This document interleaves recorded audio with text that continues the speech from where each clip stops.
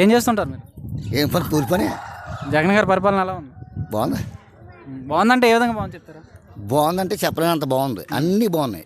ఏది బాగోలేదని చెప్తాం మనం. అంటే ఏమేమి పథకాలు వస్తున్నాయి? కూలి పని వాడికి ఏదో ఒకటి వస్తున్నాయి, ఏ పథకాలు వస్తున్నాయి. స్కూల్ పిల్లలు వెళ్తున్నారు, ఛార్జీలు ఇప్పుడు బస్సు పాత్రలు ఫ్రీ పెట్టాడు. అమ్మఒడి వస్తుంది, వాళ్ళకి ఛార్జీలు సరిపోతున్నాయి.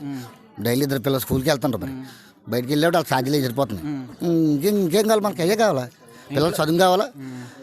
ఏదో ఊళ్ళో రోడ్లు లేదా 2 సిమెంట్ రోడ్లు అవి బాగానే వేశారు.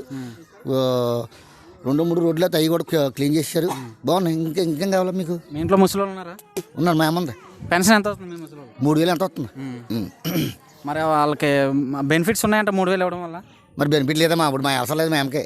ఇప్పుడు ఎవడ మార్గానే పని చేసుకుంటున్నాం, ఆ అమ్మని వడదొస్తారేంటి? ఆ అమ్మ డబ్బులు ఏం సరిపోతున్నాయి. ఇంకా ఆ అమ్మ మా అమ్మకి మాకు లేదు. ఇంకా అలాగే మీ ఊర్లో ఏ విధంగా డెవలప్ చేశారు? ఏమేమి సిమెంట్ రోడ్లు వేసారయ్యా. అలాగే పాలపాటి రోడ్డు ఇప్పటి నుంచో మా జనంలో లేదు. జగన్ గారు గెలిచిన 2వ సంవత్సరంలో ఆ రోడ్డు వేసేసారు, పాలపాటి రోడ్డు. అంతే, ఇంకేం కావాలంటే? ఇంటింటి కుళాయిలు అవి వస్తున్నాయా? ఇంటిని ప్రతి ఒక్కటి కొలే, ఇంక సమస్య లేదు అందులో. అలాగే ఇంకో పలానా లేదని అడగడానికి లేదు మీరు. ఇప్పుడు ఎందుకు అడుగుతున్నారు మీరు అసలు? ఎందుకు అడుగుతున్నా అంటే మరి వాళ్ళ పరిపాలన ప్రజలకు తెలియాలి కదండి. తెలియడానికి కనపడలేదంటే కళ్ళు అవన్నీ క్లియర్గా ఉంటుంది. ప్రభుత్వం ప్రతిపక్షం వాళ్ళు ఏమీ చేయట్లేదు డెవలప్మెంట్ అంటున్నారు. ఒకసారి ఇక్కడికి వచ్చి అడిగితే చెప్తాం. ఏం చేయలేదంటే ఏం చేయలేదు. ఇప్పుడు మనకి ఏం లోటు అంటూ లేదు. బెమ్మని చూస్తుండో, కూలి పనులు చూస్తుండో, రైతులు చూస్తుండో, అందరం చూస్తుండో. మీ ఆడవాళ్ళకి డోక్రా రుణమాఫీ బెమ్మని కన్నా 3 చుట్లు 8 చుట్లు 6,000 ఎంతో రుణమాఫీ అయింది.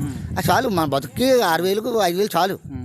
ఏవి లేకుండా బతికినాం. ఇప్పుడు ఎంతో కొంత ప్రభుత్వ పథకాలు వస్తున్నాయి, తింటున్నాం, చాలు. సచివాలయం కట్టడం వల్ల ఎటువంటి బెనిఫిట్స్ ఉన్నాయి? సచివాలయం కట్టడం వల్ల ఎటువంటి బెనిఫిట్స్ ఉన్నాయి? ఇప్పుడు ఏదన్నా నాకు రేషన్ కార్డు లేదు, సచివాలయంకి వెళ్ళి వెంటనే యాడ్ చేశారు జగన్ గెలిచిన. పర్లేదు, అలాంటి పర్లేదు, బాగుంది. మన నెక్స్ట్ ఎలక్షన్స్ వస్తున్నాయి, మరి ఈయన చెప్పిన తర్వాత నెక్స్ట్ ఎలక్షన్కి వస్తుందంటే ఏం చెప్తారు? జగన్కే వేస్తారు. ఇంతకు మించి పథకాలు ప్రకటిస్తారు ప్రతిపక్షం వాళ్ళు, ఏమంటావు? అబ్బా, 100 పథకాలు ఎక్కువ అయ్యా. మనం ఏదో తింటున్నాం కదా, ఇప్పుడు దానికే వేస్తాం, జగన్కే వేస్తాం. 100 పథకాలు ఎట్టినాయి, అవి పెట్టాలి కదా. ఎప్పుడో పెడతానన్న వేరు, ఇప్పుడు తిన్నది వేరు. ఇప్పుడు కలుపుతుంది కదా, చెలోకి వెళ్తున్నాం, వస్తున్నాం.